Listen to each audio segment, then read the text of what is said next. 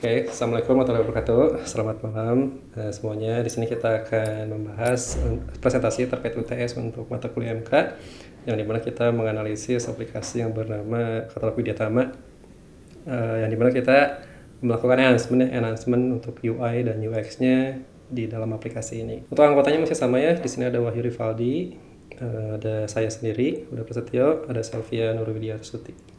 Lanjut, mungkin di slide selanjutnya akan diarahkan oleh Wahyu. Silakan Wahyu.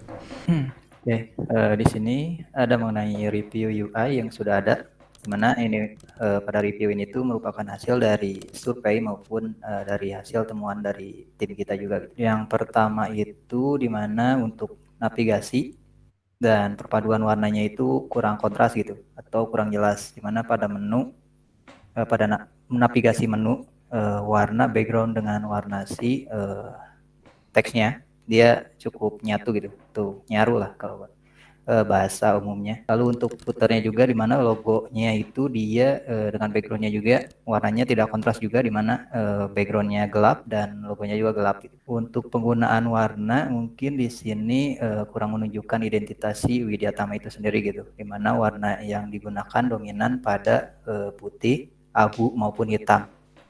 Di mana warna itu terlalu umum dan tidak menggambarkan bahwa website ini tuh milik si Widyatama ini sendiri. Boleh di next. Dan pada landing dia menampilkan buku populer yang dimiliki gitu. Tapi di sini tidak ditunjukkan secara langsung berapa sih jumlah koleksinya dan yang tersedianya berapa gitu.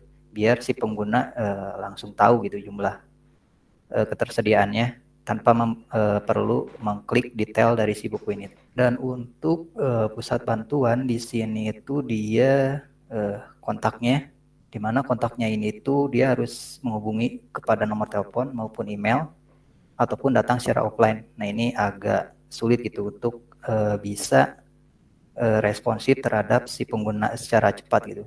Dan untuk halaman bantuannya juga masih terlalu umum, di mana belum bisa menjawab secara keseluruhan mengenai kendala dari si pengguna, terutama pengguna baru ya. Dan untuk pas saya coba untuk akses ke halaman berita, di mana di sini tuh yang muncul hanya jumlah berita dan tidak ada tampilan gitu mengenai si berita itu tuh apa gitu, berita yang ingin disampaikan. Untuk login ataupun register di sini mungkin kurang ya untuk register si pengguna. Jadi berdasarkan asumsi saya di sini si pengguna itu harus daftar secara offline gitu. Nah, mungkin pasti cukup menyulitkan terutama untuk mahasiswa di kelas karyawan yang pastinya kesusahan gitu untuk langsung datang ke kampus. Nah, adapun hasil mockup ataupun tampilan yang merupakan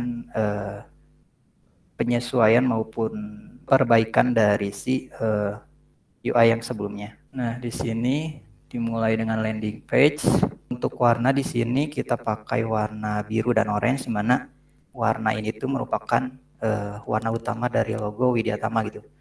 Warna biru kita pakai sebagai primary dan orange-nya untuk secondary-nya gitu. Boleh ke landing lagi. Nah, untuk di landing di sini kita pada buku yang populer di sini kita langsung tampilkan mengenai ketersediaannya gitu. Si buku tersediaannya juga, dan di bawahnya kita langsung menampilkan juga mengenai si para pustakawannya yang terlibat di dalam kampus Widyatama di perpustakaannya gitu. Lalu yang berikutnya mengenai berita, di sini kita juga langsung menampilkan berita yang emang relevan gitu nantinya. Lalu ke bawah ada pusat bantuan yang nantinya atau FAQ yang nantinya untuk pengguna bisa secara langsung secara mandiri gitu dia untuk membaca maupun mencari mengenai kendala yang dialami gitu. Dan adapun nantinya dia berupa live chat yang mungkin entah itu nantinya dibalas oleh bot maupun oleh si petugas yang berjaga gitu. Nantinya juga di sini ada halaman khusus untuk menampilkan kumpulan berita gitu yang emang berhubungan dengan si perpustakaan. Jadi si pengguna nanti bisa lebih ini ya up to date mengenai si perpustakaannya itu kayak gimana. dan lebih transparan juga untuk si perpustakaannya. Ada juga untuk lebih detailnya dibaca oleh si pengguna. Nah, di sini juga ada perbaikan di mana untuk halaman login ini dia ada fitur untuk si pengguna daftar secara mandiri gitu. Lalu ada juga untuk fitur forgot password ataupun lupa password biar si pengguna juga bisa reset password misalnya dia lupa gitu secara mandiri. Jadi yang pasti si sistem ini tuh lebih responsif terhadap kebutuhan si pengguna juga. Cukup sekian sih untuk preview ataupun prototyping dari si perbaikan mengenai mockup pada katalog Widyatama. Selanjutnya ngejelasin tentang justifikasi perubahan desain dari UI gitu. Kenapa sih perubahan ini tuh kita lakuin? Alasannya itu perubahan desain ini karena versi sebelumnya memiliki berbagai kekurangan yang menghambat pengalaman pengguna atau user experience yang udah disebutin sebelumnya tadi sama Wahyu. Nah, beberapa fitur penting itu nggak bisa diakses dengan mudah dan informasi yang kita butuhin pengguna itu tidak ditampilkan secara jelas. Nah, hal ini tuh nyebabin kebingungan, ketidakpuasan, dan penurunan efisiensi saat menggunakan sistem katalog Widyatama ini. Terus apa sih alasan perubahan ini dilakuin gitu? Yang pertama itu feedback dari pengguna ya, jadi banyak yang merasa kesulitan saat menggunakan sistem, terutama dalam mencari fitur atau informasi tertentu. Lalu yang kedua, pengujian tampilan dan penggunaan yang menunjukkan bahwa tampilan sebelumnya itu emang membingungkan terutama bagi pengguna baru. Nah, terus yang ketiga, adanya fitur yang tidak berfungsi dengan baik seperti halaman berita dan tidak adanya halaman pendaftaran gitu.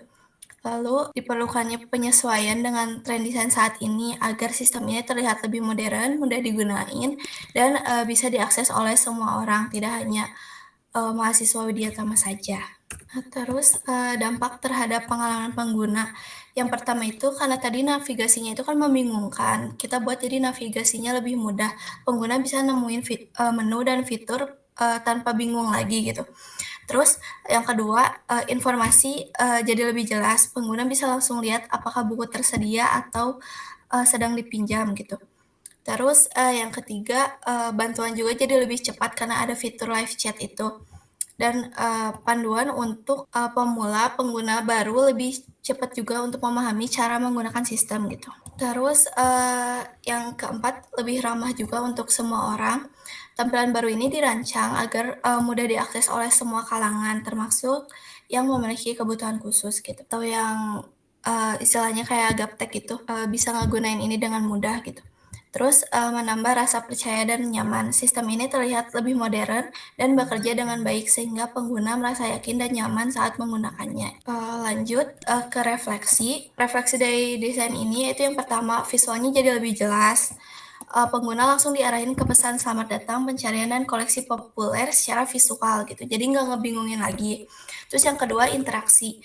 Kita itu nambahin elemen interaktif kayak jumlah buku yang tersisa, tab kategori, tombol login atau register yang lebih terlihat gitu. Dan kemungkinan fitur pustakawan atau user experience yang lebih hidup lagi gitu. Terus yang ketiga, brandingnya lebih kuat, logo dan warna lebih ditonjolkan, nggak seperti desain UI yang sebelumnya. Terus yang keempat, aksesibilitas. Memberi kesan pengguna bisa login, menyimpan buku, dan melihat sisa stok gitu. Karena yang sebelumnya kita nggak bisa login, nggak bisa register dan harus datang ke kampus, sekarang bisa lebih fleksibel lagi. Ya, untuk yang evaluasi mungkin bisa lanjut aja. Oke. Jadi untuk evaluasi yang nomor satu itu apa ya? Yang kita evaluasi untuk UI yang sekarang itu nomor satu ada fitur interaktif tambahan. Mungkin kedepannya kita rating buku atau mungkin ulasan gitu ya. Jadi lebih ada gitu kayak semacamnya Tokopedia atau mungkin toko-toko yang lain gitu ya, atau mungkin bisa ngerating, lihat ulasan kayak gimana buku ini dan sebagainya. Terus yang nomor dua ada menampilkan jadwal layanan, di mana website ini kita masih butuh evaluasi dan butuh tahu juga informasi si perpustakaan itu buka jam berapa gitu ya, pelayanannya. Terus yang nomor tiga ada real user experience, yang dimana kalau bisa gitu ya, di prototype tadi yang di showing Wahyu itu nanti mungkin bisa lebih bisa lebih asli gitu ya, tidak lorem ipsum dan sebagainya. Terus sama yang nomor 3, poin B, adanya prototipe di Figma kita biar bisa memainkannya di situ gitu ya. Karena kita keterbatasan waktu mungkin kita bisa showing nanti. Terus yang nomor 4 ada visibility yang dimana belum terlihat gitu ya feedback atau mungkin halaman gitu, gimana sih kalau halamannya kosong, ada loading atau mungkin buku-bukunya kayak semacam gak ada gambarnya dan sebagainya. Terus yang terakhir ada error prevention yang dimana kita ada halaman login gitu ya atau mungkin input. Nah gimana sih kalau emang ada error, gimana sih kalau emang ada informasi yang membingungkan pengguna gitu ya, ini kok nggak keluar datanya dan sebagainya gitu ya. Itu mungkin jadi evaluasi kita gitu ya ke depannya. Oke, untuk rencana pengembangan selanjutnya ini ya kalau ada gitu ya dan ada waktunya juga, ini mungkin bisa dilanjut juga. So next aja. Jadi intinya apabila ada development untuk sistem ini, kita akan menggunakan Agile sama Scrum gitu ya terhadap implementasi ke depannya gitu ya. Terus yang nomor 2, apabila ada development juga gitu ya, kita akan menggunakan V0 sebagai senjata utama, di mana kita nggak ngoding tapi kita prompting AI saja gitu ya. Terus yang nomor 3 ada memantapkan MVP agar lebih matang kembali. Jadi mungkin ini bagian dari evaluasi juga karena sistem kita yang kita enhance gitu ya masih membutuhkan masukan dan target yang lebih baik gitu. Terus yang nomor 4 ada menonjolkan UI dengan UX yang baik gitu. Jadi mungkin dari sekian tadi Figma yang di show masih bisa di enhance kembali gitu. Seperti itu. Lanjut Sel. Jadi kalau emang ini mungkin intermezzo aja gitu ya. Kalau emang kita menggunakan ada development yang kita menggunakan Agile, intinya kita ada kayak semacam weekly meeting gitu ya. Kita define dulu backlognya apa aja sih yang dikerjain, terus apa aja sih yang bakal ditargetkan dan sebagainya. Dan kita evaluasi terus menerus. Kalau lebih seperti itu. Lanjut Sel. Dan yang terakhir di sini mungkin ada V0 yang tadi disebutkan. Jadi kita bisa langsung aja gitu ya buat website di sini, langsung lihat drive previewnya tanpa kita coding manual gitu ya. Yang dimana kita ya bisa menghemat waktu banyak sekali gitu ya. Karena emang ini websitenya hanya landing page saja dan tidak banyak transaksi yang dilakukan. Jadi ya mungkin pakai AI harusnya udah bisa sih. Seperti itu. Next up. Dan mungkin ini slide terakhir. Apabila ada pertanyaan dan masukan, boleh langsung saja di kolom komentar gitu ya. Dan mungkin ini mohon maaf juga waktu kita melebihi batas dari 10 menit gitu ya. Karena mungkin untuk showing UI dan penjelasannya lebih mendetail membutuhkan waktu yang lebih lumayan gitu ya. Tapi kurang lebih semoga presentasi ini tersampaikan semua dari poin-poin yang ditentukan di mata kuliah IMK ini, terutama di soal UTS-nya. Dan ya kurang lebih seperti itu aja dari kelompok kita. Terima kasih dan selamat malam.